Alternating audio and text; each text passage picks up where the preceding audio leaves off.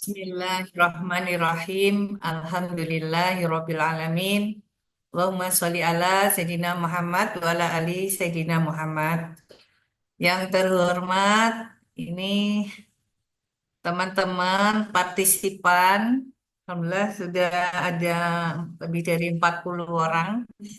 Kita akan melakukan seminar online dengan judul Pekerjaan Struktur Jalan Raya, Jalan Tol, dan Kereta Api. Mungkin bagi yang belum pernah mengikuti eh, dapat SKK, informasi pada pagi hari ini bisa bermanfaat. Saya izin share screen ya.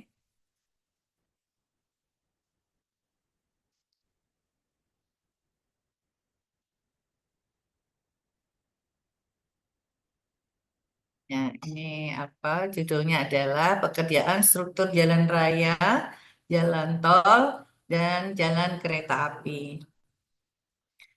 Untuk pengertian jalan, berdasarkan Undang-Undang RI tahun 22, nomor 22 tahun 2009, lalu lintas dan angkutan jalan yang diundangkan oleh Undang-Undang nomor 38 mendefinisikan bahwa jalan adalah seluruh bagian jalan termasuk bangunan pelengkap dan perlengkapannya yang diperuntukkan bagi lalu lintas umum yang berada pada permukaan tanah, di atas permukaan tanah, di bawah permukaan tanah, dan atau air, serta di atas permukaan air, kecuali jalan rel dan jalan kabel.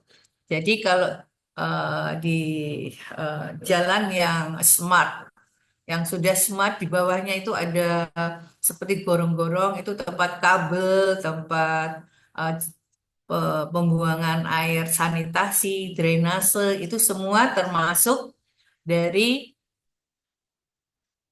eh, kondisi yang disebut dengan jalan. Nah, ini adalah gambaran dari bagian jalan. Nah, ini adalah badan jalan yang terdiri dari ini lapisan jalannya, kemudian ini adalah badan jalan, termasuk di sini adalah kanan kirinya ada bahu jalan, dan termasuk di sini adalah drainasenya, kemudian ini adalah ini yang disebut rumaja, ya, ruas jalan, kemudian ini rumija, ini ruasja. Ini semua ini diatur di dalam eh, jalan pasal 11 dan pasal 33. Kemudian manfaat dari jalan atau rumija, ini di sini ya, rumija ini adalah meliputi badan jalan, saluran tepi jalan, untuk drainase permukaan, talut timbun. Di kanan kiri biasanya ada galian ya, pengaman jalan. Kemudian untuk rumija dibatasi oleh batas ambang pengaman konstruksi jalan di kedua sisinya. Kemudian tinggi minimum itu 5 meter. Jadi kalau ada jalan di atasnya ada jembatan itu ya, harusnya tinggi minimum itu 5 meter gitu. Kemudian di atas permukaan dari atas permukaan perkerasan jalan. Kemudian di kedalaman jalan minimum 1,5 di bawah permukaan. Jadi kalau nanti kita menjadi smart transportation ya, semua termasuk jalannya, eh, jaringan listrik, jaringan kabel, drainase, sanitasi, PAM itu semua diberikan di bawah jalan gitu. Nah, ini kalau rumija itu tadi bagian pekerjaan jalan dari median, kemudian jalur pemisah jalan ini kalau ada mediannya, kemudian dari bahu jalan, kemudian ada trotoarnya, kemudian saluran tepi dan ada gorong-gorongnya. Kemudian bangunan pelengkap nih kalau ada. Nah, semua ini termasuk utilitas ini semua disebut bagian jalan ya, perenggan jalan. Ini kalau di apa luar negeri ini di sini di bawah ini ada saluran yang besar di mana isinya adalah ada drainasenya, ada sanitasinya, ada pump, ada listrik, ada eh, telepon dan semua semua kabel ada di bawah. Jadi di atas itu semua sudah bersih gitu ya. Kalau di kita masih kabelnya di atas. Oke, lanjut ya. Dalam hal ruang milik jalan yang tidak cukup luas, lebar ruang pengawasan jalan ditentukan dari tepi badan jalan dan paling sedikit dan ukuran sebagai berikut. Untuk jalan arteri primer itu 15 meter.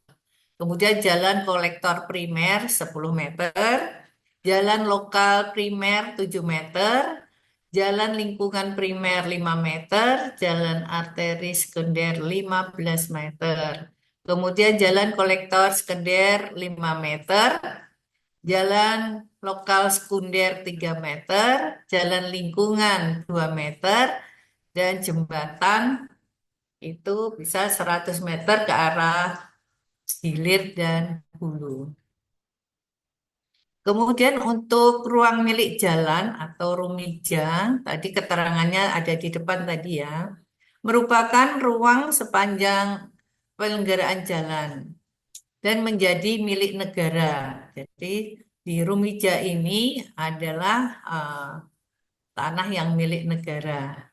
Kemudian lebar minimum rumija sesuai dengan kelasnya untuk prasarana biasanya diberi patok gitu ya, ada batasan yang dipatok. Kemudian rumija selain digunakan untuk ruang manfaat jalan bisa dimanfaatkan untuk pelebaran jalan atau penambahan jalur lalu lintas di masa yang akan datang. Jadi sudah. Kalau nanti mungkin ada padat, mungkin nanti ada apa kesempatan untuk Dan kebutuhan ruang untuk pengamanan jalan. Kemudian ada ruang terbuka hijau yang berfungsi sebagai landscape jalan. Ruang terbuka hijau ini sangat diperlukan karena itu sebagai ruang untuk nafas suatu kota ya. Kalau semua dibangun dan nggak ada ruang terbuka hijau, maka oksigen dari eh, sekitarnya itu akan berkurang karena transportasi dari sistem kendaraan itu akan menghasilkan emisi gas buang kendaraan. Ini kalau tidak ada terbuka hijaunya maka udaranya polusinya sangat tinggi. Kemudian tentunya dibutuhkan ruang untuk penempatan utilitas.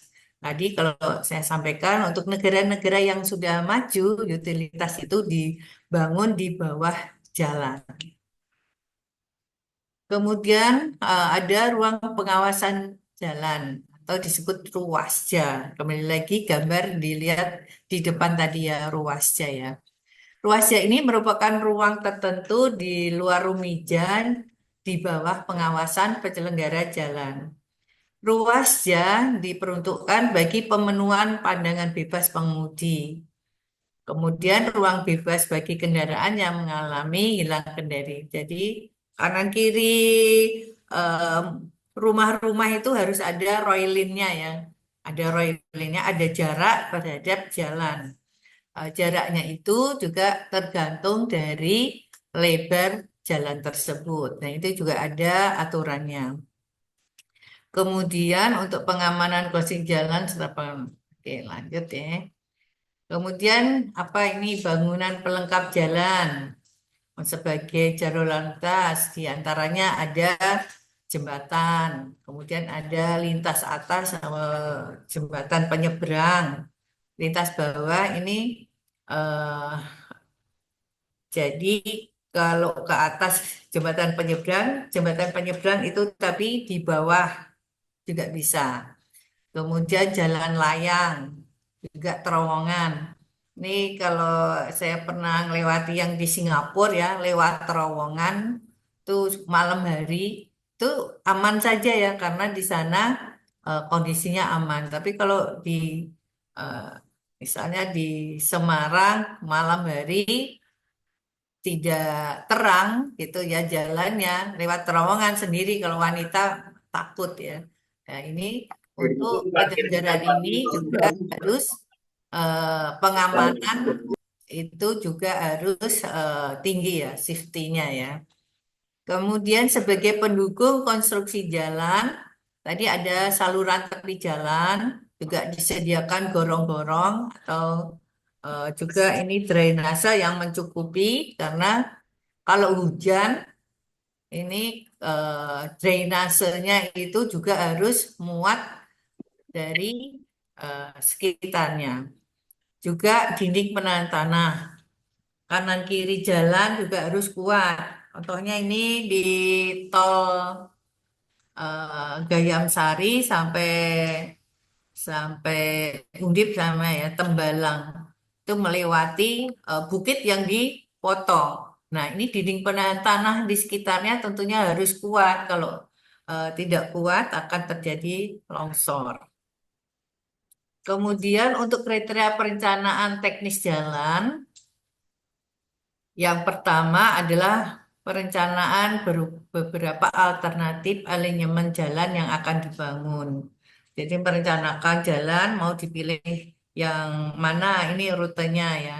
Kemudian dipertimbangkan secara teknis, ekonomis, lingkungan, keselamatan ya dan yang melatar belakangi konsep perencanaan itu. Contohnya misalnya ada alternatif tiga. Yang satu secara teknis memenuhi, tapi dia secara ekonomis tidak memenuhi. Contohnya misalnya secara teknis dapat bisa dipenuhi di rute tersebut, tapi harus apa, lahan yang dibangun itu harus membayar dengan harga tinggi melalui perumahan elit misalnya. Kalau melalui itu secara teknis bagus, tapi secara ekonomis dia mahal. Sekarang ada yang secara teknis oke, ya secara teknis tidak memungkinkan, tapi dia ekonomis. Di lingkungannya tidak memungkinkan. Contohnya, oh melalui jembatan ini, tapi di situ tidak memungkinkan untuk eh, lingkungan. Jalan berikutnya itu merusak lingkungan, tidak boleh juga begitu ya. Dan harus kita tinjau dari keselamatannya, mungkin jalannya berkelok atau naik turun terlalu tajam. Nah, itu juga semua menjadi pertimbangan. Oke, selanjutnya ada kajian kelayakan jalan atau sering disebut feasibility study. Di mana feasibility study ini merupakan yang pertama adalah kajian kelayakan teknis, finansial atau ekonomi, dan alinyamen jalan itu untuk dianalisis ya, dikaji apakah layak apa tidak. Yang kedua, menetapkan pilihan alternatif yang paling layak, di mana secara finansial, secara keselamatan, secara teknis dan lingkungan itu memenuhi syarat. Yang ketiga, perencanaan teknis akhir yang terdiri dari desain pendahuluan. Desain pendahuluan ini diawali dengan pelengkapan daya dukung dan perencanaan termasuk tinjauan dari desain tersebut, kemudian menetapkan elemen jalan yang final untuk alternatif alignment terpilih. Tadi dari tiga apa empat alternatif tadi dipilih satu, gitu ya. Kemudian dilakukan detail engineering design atau perencanaan teknis secara rinci, kemudian dilakukan audit keselamatan jalan, dan dilakukan perencanaan teknis yang terakhir. Sekarang kita lihat bagaimana ini perkerasan jalan yang eh, dilakukan, beberapa caranya ya. Yang pertama, kita tahu dulu pengertian perkerasan jalan, yaitu campuran antara agregat, bahan ikat yang digunakan untuk melayani atau menopang beban lalu lintas. Kemudian material agregat yang dipakai dalam perkerasan jalan adalah batu pecah, batu belah, bisa juga batu kali, dan bahan pengikat yang digunakan antara lain bisa dengan aspal atau semen. Ini kita bicarakan tentang pengertiannya.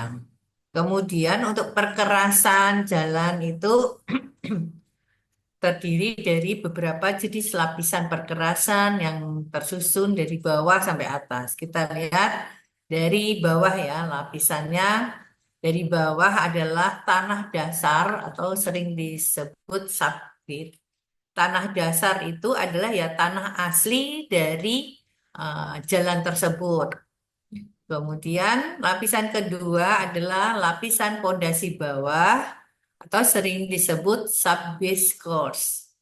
Kemudian lapisan yang di atasnya disebut base course atau lapisan pondasi atas. Dan yang paling atas adalah lapisan permukaan atau sering disebut lapisan penutup. Disebut juga sebagai surface course. Tipe dan jenis perkerasan dibagi menjadi tiga. Yang pertama adalah flexible pavement atau sering disebut perkerasan lentur. Ya, biasanya itu dari aspal ya. Kemudian yang kedua adalah rigid pavement, yaitu perkerasan uh, kaku. Biasanya ini adalah dari beton. Dan yang ketiga adalah composite pavement. Di sini eh, perkerasannya adalah gabungan dari rigid pavement dan flexible pavement. Jadi gabung dan komposit ini juga bisa dari beton dan eh, diberi tulangan gitu. Nah, ini contohnya dari flexible pavement. Dan di sini rigid pavement dan ini composite pavement. Ini lapisan-lapisannya. Ini dari tanah dasar, kemudian compacted subglaze, kemudian subviscose, viscose, dan concrete slab. Ini yang lapisan paling atas dari lapisan atas. Kemudian yang rigid pavement dari ini adalah tanah dasar, kemudian compacted subgrade, di atasnya subviscose, viscose, dan aspal konkrit. Kemudian dari composite pavement, ini campuran tadi, dari natural subgrade atau tanah dasar, compacted subgrade, subviscose, viscose, concrete slab, dan aspal konkrit. Ini campuran dari aspal dan beton.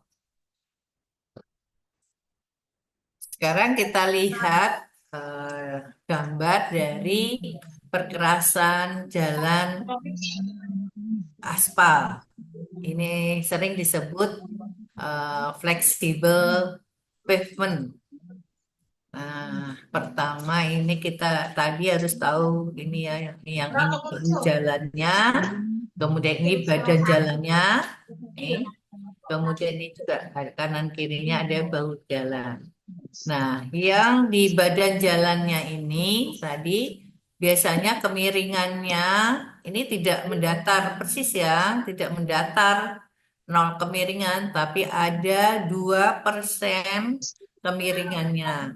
Ini adalah gunanya untuk Apabila ada air hujan, air akan mengalir ke samping dan masuk ke drainase gitu. Jangan salah salah miring ya. Salah miring nanti airnya malah membalik gitu ya. Kemudian eh, bahu jalan ini kelas kelasnya kekuatannya dengan badan jalan tentunya lebih rendah ya satu strip gitu ya karena yang dilewati adalah di badan jalannya yang bahu jalan itu hanya untuk harusnya kendaraan kalau mau lewat sini ini kondisi darurat gitu ya darurat tapi eh, kadang-kadang orang menyelip dari bahu jalan gitu ya. Nah, kita lihat di sini ini ada apa aspal konkret nih lapisannya 4 cm. Ini aspal konkret ini 6 cm. Kemudian kalau ini dari bahu jalan kelasnya itu eh, di agregat dengan kelas A, B, C bisa ini ya bisa digunakan seperti ini. Nah, ini semua juga tergantung dari bagaimana desainnya gitu ya. Kemudian yang di sini yang penting adalah di sini kemiringannya adalah 2% dan di bahu jalan 5% gitu. Kemudian ini di apa tanah dasarnya jangan lupa pasti harus dikeraskan dulu, dipadatkan dulu supaya tidak terjadi penurunan jalan ya. Tanah dasarnya harus dikeraskan dulu. Kemudian ini yang badan jalannya di sini.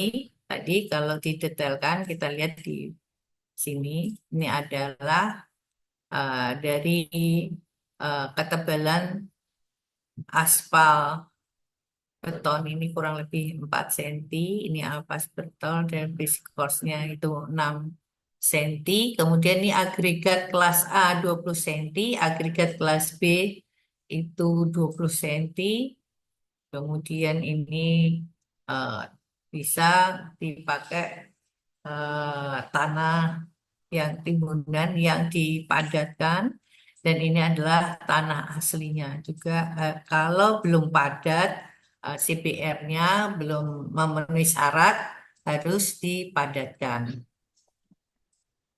Tadi yang satu ini tanah asli ya. Ini kita lihat keterangannya di sini. Tanah asli ini tanah existing yang ada di lokasi proyek. Untuk memenuhi spesifikasi CBR-nya minimum 6%. Apabila hasil pengujian tanah dasar mencapai 6%, bisa menggunakan DPC, maka sudah layak untuk ditimbun. Tapi kalau kurang, maka harus dipadatkan. Kemudian select embedment ini tanah timbunan dengan material pilihan seperti bebatuan lunak atau timbunan dengan common embankment atau tanah timbunan biasa. Ya, ini semua tergantung dari perencanaan dan di sini dipilih eh, tanah timbunan yang selektif gitu ya. Kemudian tanah pondasi bawah menggunakan agregat kelas B, yaitu campuran gradasi material batu pecah dengan sirtu pasir batu atau yang terseleksi. Diperlukan sebuah job mix formula untuk mendapatkan mutu yang diinginkan sesuai dengan mutu kelas B. Nah, syarat minimal dari CBR pada tanah eh, di sini lapis pondasi bawah ini memenuhi 60%. Apabila CBR sudah memenuhi 60% dengan cara tes senkon, dari di tes senkon, maka dilanjutkan dengan lapisan struktur di atasnya. Nah, lapisan pondasi yang atas ini adalah lapisan struktur pondasi yang berhubungan langsung dengan aspal karena tepat pada di bawah aspal. Kemudian menggunakan agregat yang kelas A. Berarti agregatnya harus lebih bagus ya, yang tersusun dengan campuran material batu pecah dan abu batu. Nah, batu pecah ini jangan ambil yang batunya bulat-bulat ya, tapi yang runcing-runcing supaya dia bisa mengisi rongga-rongga batu tersebut nih. Kalau di apa dihaparkan dan dipadatkan, ini bisa mengisi rongga-rongga. Kemudian batu pecah yang digunakan terdiri dari eh, CBR atau apa dengan eh, 90%. Dilakukan pengujian dengan Senkun. Oke, nanti dites di laboratorium ya Senkunnya. Kemudian dari aspal konkret dan binder course ini, aspal beton ini di atas diletakkan paling atas. Kemudian campuran beton yang terdiri agregat batu pecah dan ukuran yang agak berbeda, yang berbeda dan abu batu dan kadar aspal tertentu yang menggunakan yang membedakan ACWC dan ACBC adalah ukuran dari agregat dan kadar aspal pada ACBC. Nah, pada ACBC ini eh, kadar aspalnya lebih rendah. Kemudian kalau ACWC atau aspal concrete wearing course, ini bedanya dengan ACBC, sekarang ACWC yang paling atas. Ini digambarkan yang paling atas, ini kondisinya harus lebih bagus karena apa? Dia menerima beban langsung dari kendaraan. Nah, campuran beton aspal ini hampir sama dengan ACBC yang tadi, cuman kekuatannya lebih tinggi. Kemudian untuk kadar ACWC ini biasanya lebih tinggi kekuatannya karena lapis permukaan harus kedap air. Paling atas harus kedap air. Sehingga pada waktu hujan atau kena air, eh, air ini tidak meresap ke bawah gitu, yang bisa merusak lapisannya.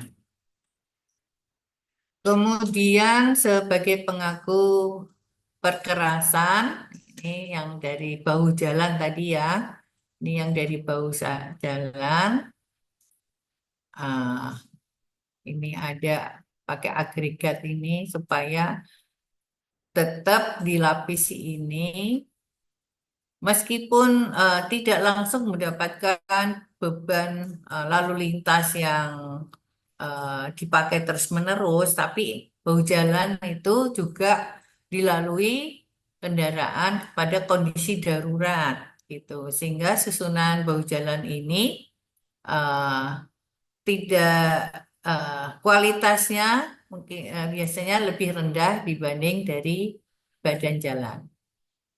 Oke, ini materialnya. Saya rasa Anda nanti bisa dibaca karena waktunya ya, supaya lebih siap. Nah, sekarang kita ke perkerasan kaku. Perkerasan kaku ini perkerasan yang kalau tadi itu aspal, kalau perkerasan kaku ini atau rigid pavement ini dari beton. Ini adalah contohnya. Ini dari beton. Kemudian ini median. Kalau ada mediannya ini. Kalau ini ada dua jalur, ini ada median di kanan kirinya. Ya, ini biar agak cepat ya. Nah, ini adalah timbunan tanahnya. Kemudian ini kalau ada 15 senti, kalau ada ini contoh timbunan tanah yang common embankment. Biasanya untuk elevasi rencana yang tinggi, misalnya jalan supaya ini tidak terkena banjir, jadi harus lebih tinggi gitu ya. Namun tidak semua pekerjaan jalan beton itu harus ditimbun tinggi. Itu tergantung dengan perencanaannya dan kondisi dari eh, lokasi tersebut ya. Ini lapisannya yang bawah common embankment, drenser layer, plain concrete, dan rigid pavement. Ini betonnya. Oke. Nah, ini timbunan tanah. Keterangannya tadi terasa hampir sama ya. Ini timbunan tanah. Keterangannya hampir sama. Ini drainase layernya itu lapisan di atas timbunan menggunakan material agregat yang A. Tingkat kepadatannya harus 100% ya karena ini beton. eh, Kekuatannya harus 100%. Kemudian eh, kemudian konkret ini sebagai lantai kerjanya dari rigid pavement. Biasanya ini dilapisi air semen dulu supaya meresap ke bawah supaya tidak terjadi rembesan nantinya. Ini biasanya 10 cm dengan mutu K175 cukup gitu. Ini sebagai bisa dikatakan lantai kerjanya gitu. Di atasnya baru dibuat dengan rigid pavement bisa antara 30 cm lah yang pas itu dengan diukur eh, kendaraan yang lewat di situ untuk kekuatannya berapa eh, berapa sumbu, berapa gandarnya itu berapa ton gitu ya. Nah, ini disesuaikan kebutuhannya. Nah, ini adalah mutu dari kelas masing-masing. Nah, nanti Anda bisa dibaca di sini. Kemudian yang ketiga adalah perkerasan komposit, yaitu campuran dari lapisan aspal dan eh, dari beton. Jadi ini tadi tanah dasarnya, kemudian lapisan pondasi bawah, kemudian ini ada plat betonnya, kemudian dipakai tulangan ya. Ini biasanya untuk yang melewati tonasenya itu besar. Mungkin seperti contohnya tol eh, di tol Pantura gitu ya.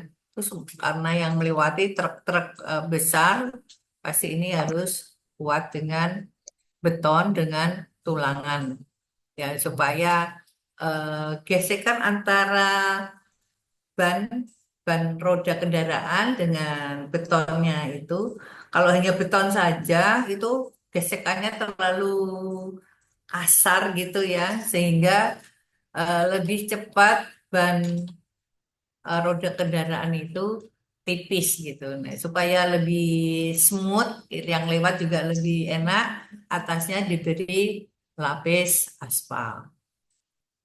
Nah, ini ada tambahan. Ini kemarin dari Direktur Adikarya Beton. Ini memberikan informasi ke kita. Ini saya sampaikan ke Anda untuk pembuatan jalan tol dan kereta api untuk masa yang akan datang gitu ya. Ini membuat ini loh tol, jalan yang tol seperti ini.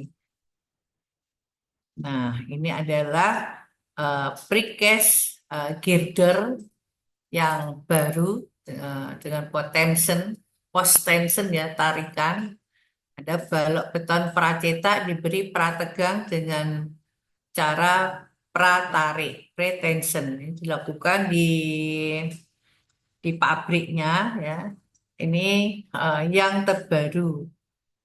Kemudian ini yang lama, ini modelnya begini ya.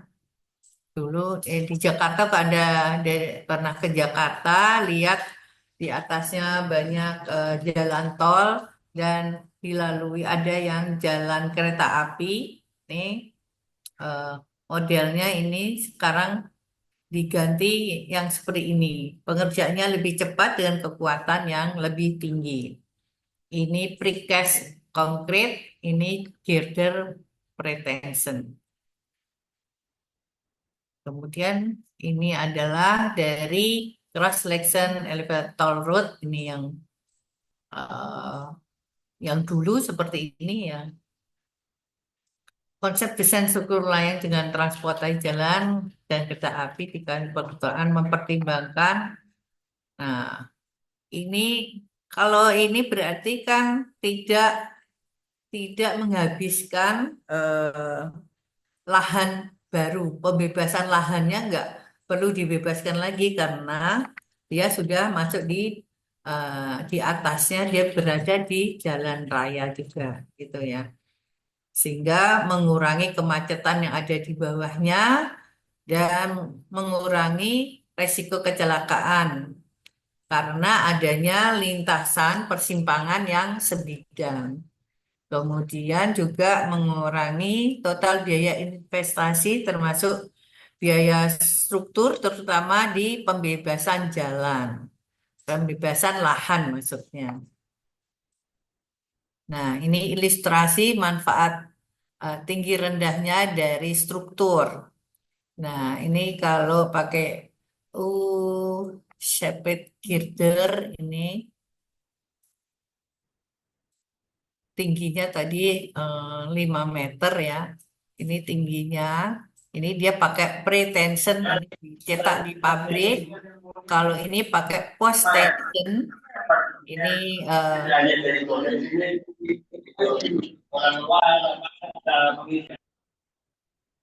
ini pakai yang dulu ininya ganjalnya itu agak tinggi gitu ya. Sehingga volume betonnya menjadi lebih banyak. Eh, Kemudian juga ada yang pakai box girder yang modelnya seperti ini di kereta. Nanti kita eh, bedakan antara satu dengan yang lainnya.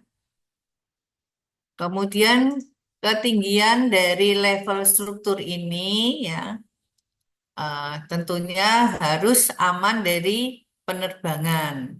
Tidak boleh melebihi dari misalnya di dekat airport ya harus aman penerbangannya dan tidak ada jalur tegangan tinggi. Kemudian flyover existing ini ya juga aman. Ini berarti kendaraan yang besar lewat di sini juga aman. Kemudian batas clearance kendaraan, kemudian memakai fasilitas umum.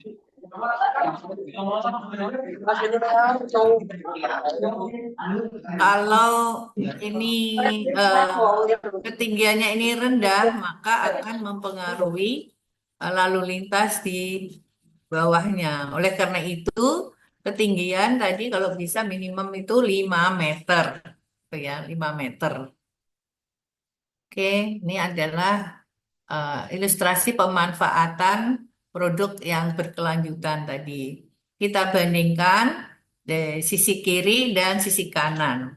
Yang sisi kiri ini setiap tulangan dia masuk di dalam betonnya gitu ya. Sedang sisi kanan betonnya itu dikumpulkan kemudian ditarik dan ternyata lebih awet dari yang kita lihat di sebelah kiri ini karena perawatan dari tulangan ini lebih lebih apa tidak gampang korosi karena tidak campur, tidak bergandengan, bersatu antara tulangan satu dengan tulangan lainnya.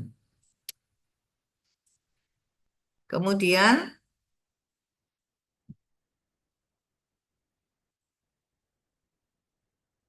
nah ini misalnya dengan menyelenggarakan kita menggunakan eh, apa jalan yang seperti ini, layang seperti ini tanpa melakukan pembebasan lahan, maka jalan yang ada di bawahnya yang semakin macet ini bisa dialihkan di lewat di atasnya, gitu ya.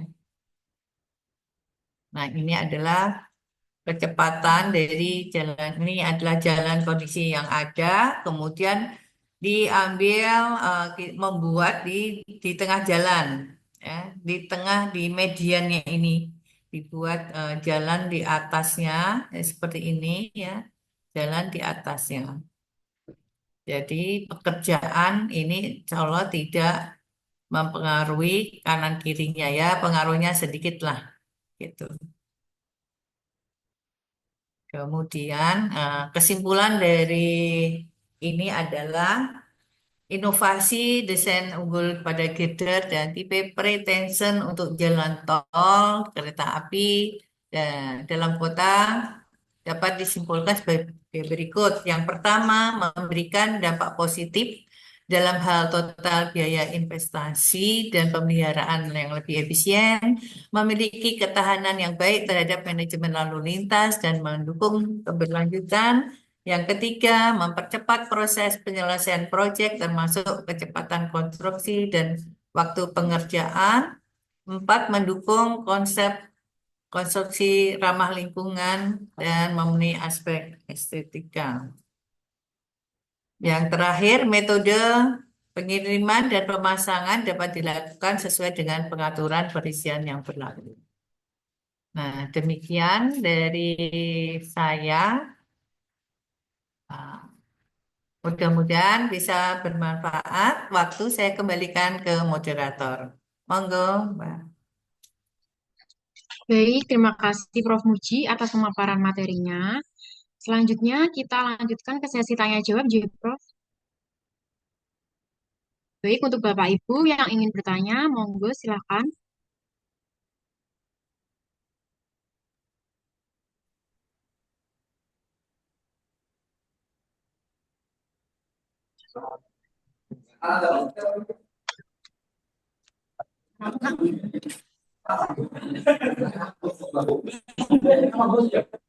Mana?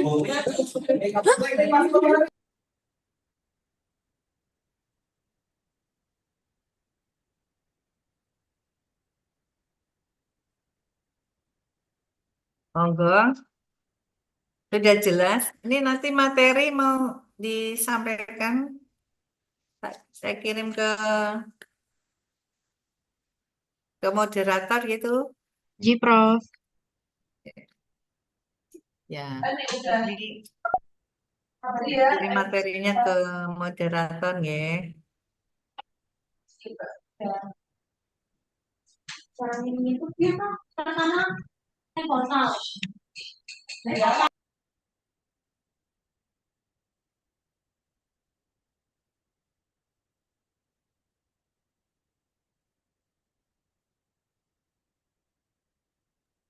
Monggo, Bapak Ibu yang ingin bertanya mengenai materinya. Materinya banyak. Mau tanya bingung. Boleh tanya sembarang ini ya. Boleh yang umum-umum, boleh enteng-enteng tidak sama dengan itu juga boleh.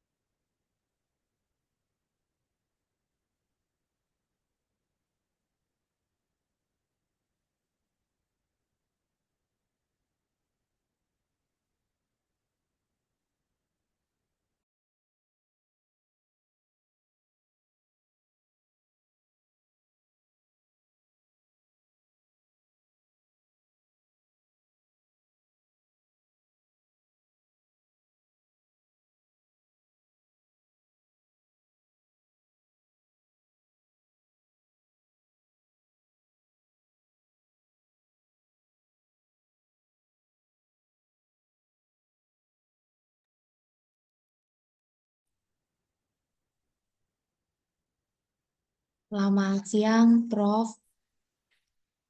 Izin bertanya.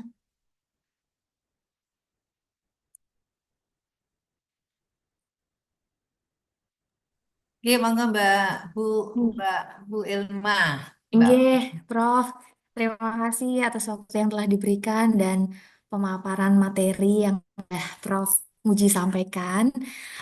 Mungkin ini dari karena saya bukan orang dari perkerasan jalan, Prof. Mungkin pertanyaannya dari keseharian, Prof, yang sering saya dapati Iya. dari untuk perkerasan jalan kan di mana biasanya itu entah di Cilacap daerah saya. Oh, sebelumnya izin perkenalkan diri ya, Prof. Iya. Nama saya Ilma, saya dari UNS, Prof.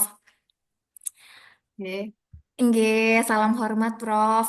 Iya. Eh, yang ingin saya tanyakan dari perkerasan jalan yang biasa kita temuin di jalan raya itu, seringkali saya temui bahwa perkerasan jalan itu eh, terkadang ada kerusakan selain retak ya, Prof.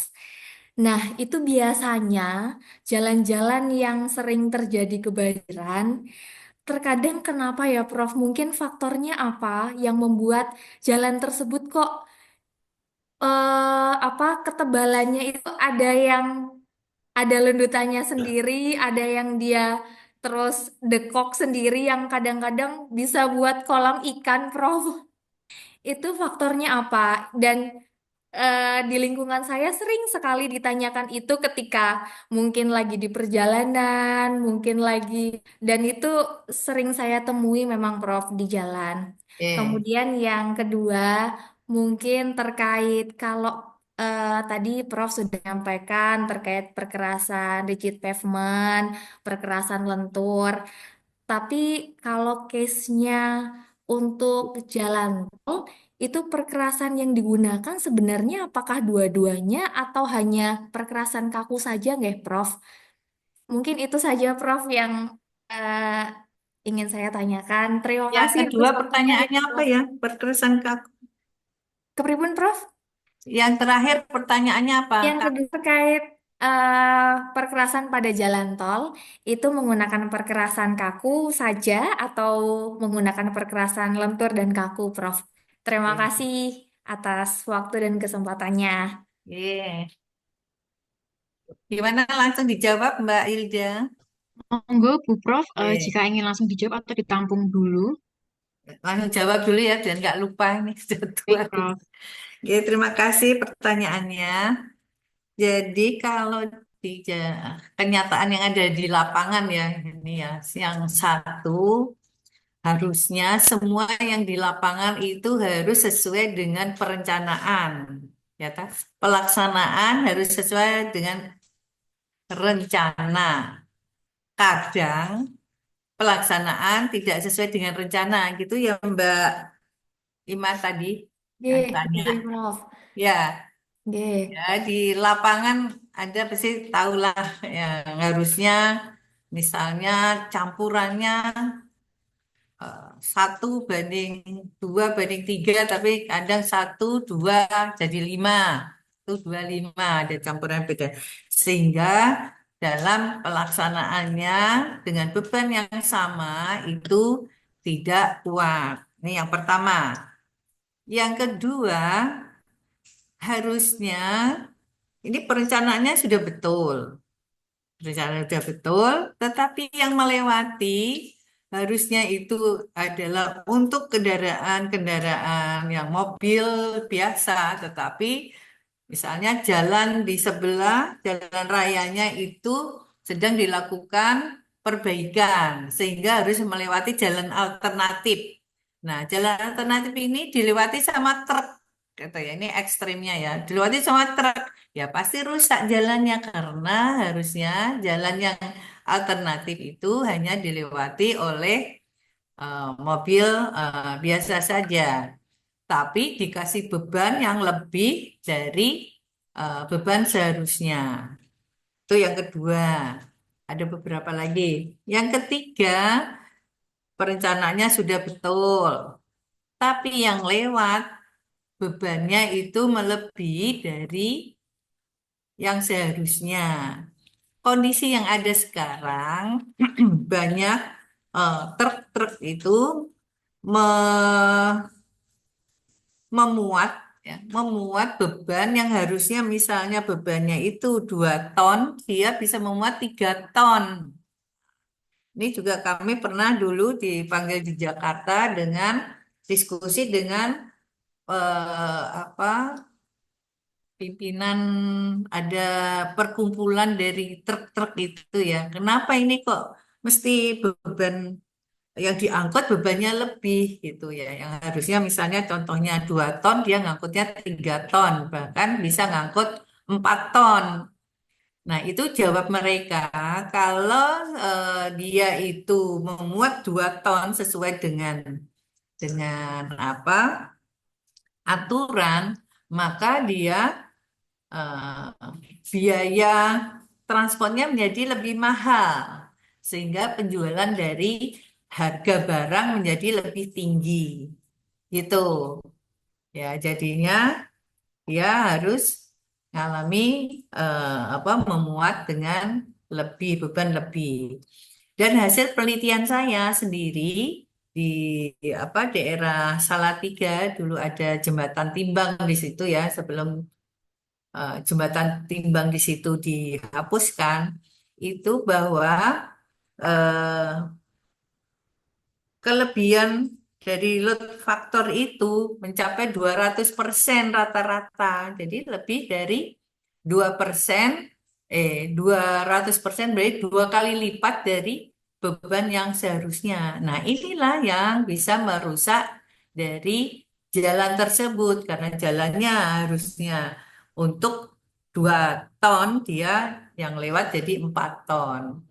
Misalnya kalau di Indonesia itu rencana rencana itu 12 ton ya maksimal ya. Tetapi yang lewat kendaraan yang model-model baru sekarang bisa sampai 20 ton. Nah, itu yang menyebabkan eh, apa jalan lebih cepat rusak. Gitu, Mbak. Bisa diterima? Oke, Prof. Nah, apalagi desainnya itu salah, pelaksanaannya tadi berkurang kualitasnya, bebannya double. Nah, jalannya menjadi tadi berlubang-lubang begitu. Gitu, Mbak. Iya, Oke, Prof. oke. Iya. Saya boleh bertanya lagi, Prof. Boleh. Iya, jadi saya ini kan tinggal 2 tahun di Solo, ya, Prof. Di Kemudian Solo. di perempatan Rumah Sakit Dokter UN itu ada persimpangan yang mana di situ ditaruh lampu merah, Prof. Tapi yang saya selalu menjadi pertanyaan ketika saya berhenti di merah tersebut, jadi posisinya itu lampu merah yang sebelah utara itu berada pada atas sungai, Prof. Jadi jembatan. Tentunya ketika lampu merah tersebut di persimpangan tersebut atau lampu merah yang sebelah utara diberikan lampu merah di situ, pastinya ada beban banyak yang berhenti di situ ya, Prof. Karena di atas jembatan posisinya.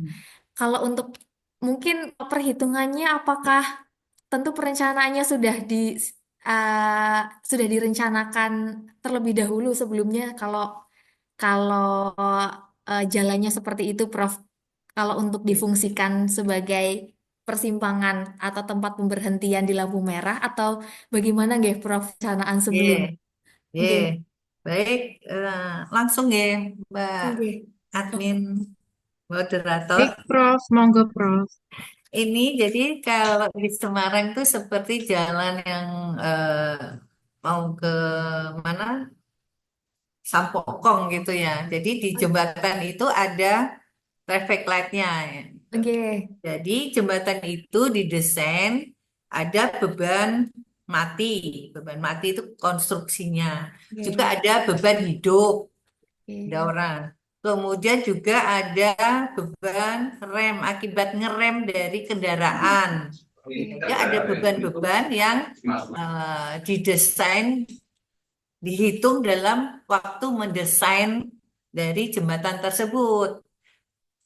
Gitu. Beda dengan hanya jembatan saja gitu ya. Tapi yang ini ada rem, ada angin, uh, beban berjalan begitu. Jadi semua sudah dihitung di situ. Itu Mbak Ilma. Oke, Prof. Berarti keamanannya juga masih dijamin ya, Prof. Karena perhitungannya, perencanaannya beda dengan jalan jembatan biasa, nggak, Prof? Yeah, yeah, Terima ya. kasih, Ya, Prof, kalau atas responnya. yeah, mudah-mudahan ya sudah dihitung. Kalau sudah dihitung ya aman gitu ya. Iya, iya, Prof. Terima kasih, Prof. Mohon Yeah. maaf jika penyampaian saya yang kurang berkenan, Prof. Oh, berkenan banget. Ternuwun. Nggih. Monggo, masih ada lagi pertanyaan? Monggo Bapak Ibu, jika ingin ada pertanyaan lagi bisa disampaikan. Assalamualaikum, selamat pagi, Prof. Waalaikumsalam warahmatullahi wabarakatuh. Perkenalkan saya Riki dari Unika Semarang. Izin bertanya, Nggih, pada materi praktikum perkerasan jalan raya, eh, kami itu hanya mendapatkan cara uji kepadatan kan ada dua ya, yaitu di SNI 1742 dan 1742 2008 dan uji kepadatan berat 1743 2008. Nah, itu kami itu hanya mendapatkan yang cara uji kepadatan ringan yaitu SNI 1742 2008. Nah, itu untuk implementasinya sendiri itu kalau yang uji kepadatan berat itu untuk apa? Kalau untuk ringan kita gunakan untuk perkerasan jalan raya gitu. Kalau yang uji kepadatan berat itu untuk apa gitu. Terima kasih, Prof. nggih. Jadi ada uji itu. Nanti kalau yang tanahnya itu kan sudah ya, nanti pakai CBR ya, kekuatannya, kepadatannya. Ya, Nah, kemudian kalau CBR tuh ada ya. Kemudian nanti ada sen, kok senkun apa? Core drill ya. Ini kalau sudah dihamparkan, pembuatan jalannya sudah selesai, ya. Pembuatan jalannya sudah selesai. Ini kalau Anda sebagai pengawas, ini gimana nih lapisannya sudah betul belum nih? Lapisannya misalnya harusnya 5 cm, 3 cm, aspalnya 2 cm gitu ya. Total nanti 20 apa 30 cm gitu kan. Itu bener apa enggak? Misalnya itu panjangnya 5 kilo. Nah, itu benar semua pekerjaannya seperti itu. Kan Anda ngawasi nggak mungkin nih Anda jalan di sini, sana ngecor gitu ya. Sebagai pengawas di lapangan, kemudian juga Anda misalnya di PU mau ngecek nih pekerjaannya. Apakah pekerjaan kontraktor tuh sudah betul apa belum? Anda pakai namanya core drill.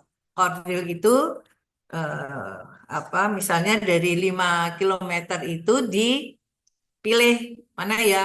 Anda milih aja di titik A, B, C gitu ya. Bisa di pinggir kiri, bisa di tengah, bisa di pinggir kanan. Dan di mana yang Anda pilih berapa titik gitu, dibor, namanya cordel. Pakai lubang segini ya, sampai 30 cm misalnya. Nah, lapisannya nanti diambil tuh, lubang segini nih, diambil ke bawah, terus diambil, kemudian diukur berapa ini eh, ketebalannya dari masing-masing lapisan tersebut sampai lapisan paling atas. Nah, apakah sudah sesuai dengan perencanaan atau belum? Itu. Kalau sekarang nih misalnya untuk kekuatannya memenuhi, tapi besaran lapisannya itu tidak memenuhi, biasanya pembayaran pembayaran terminnya ya dikurangi. Misalnya harusnya biayanya jalan itu 100 juta karena volumenya ini yang harusnya 5 cm misalnya dia hanya 4,5 cm kali berapa eh, 5 kilo gitu ya. Nah, itu volumenya dikurangi. Jadi biayanya jadi berkurang. Begitu, Mas Rifki. baik, terima kasih atas jawabannya, Prof. Betul, Ye. Monggo, sampun Satu satu ada lagi. pertanyaan lagi. Mungkin Bapak Ibu ada yang mau bertanya lagi.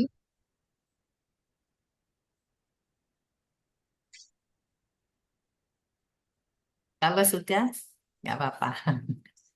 Baik, Prof. Setelah ini kita memasuki sesi foto bersama aja, Prof. Oke, Mungkin para peserta bisa mengaktifkan kameranya terlebih dahulu untuk sesi foto bersama.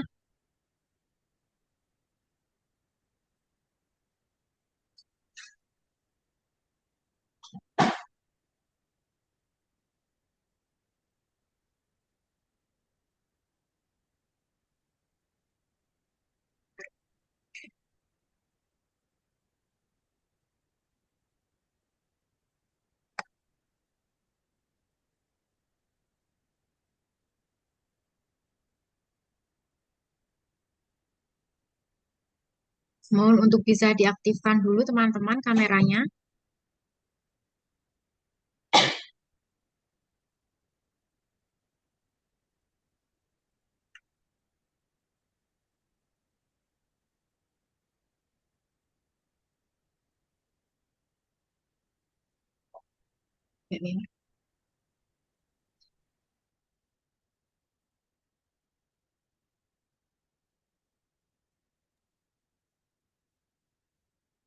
Baik, kita mulai ya teman-teman.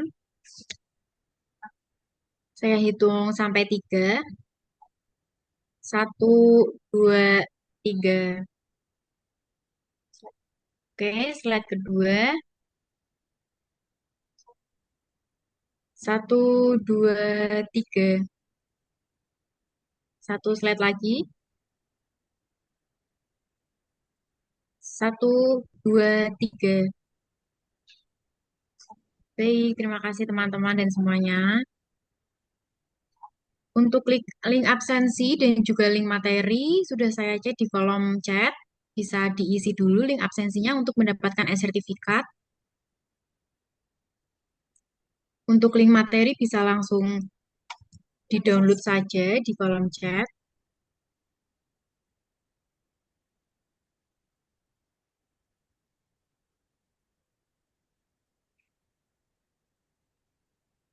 Baik, jika sudah cukup, kita akhiri seminar online pada pagi hari ini. Terima kasih pada semua peserta yang telah berpartisipasi dalam webinar ini. Semoga diskusi kita hari ini dapat memberikan wawasan yang baru. Terima kasih kepada Prof. Muji yang telah menjadi narasumber dalam topik kali ini. Semoga kita semua dapat mengambil manfaat dari sesi kali ini. Kurang dan lebihnya saya mohon maaf. Wassalamualaikum warahmatullahi wabarakatuh.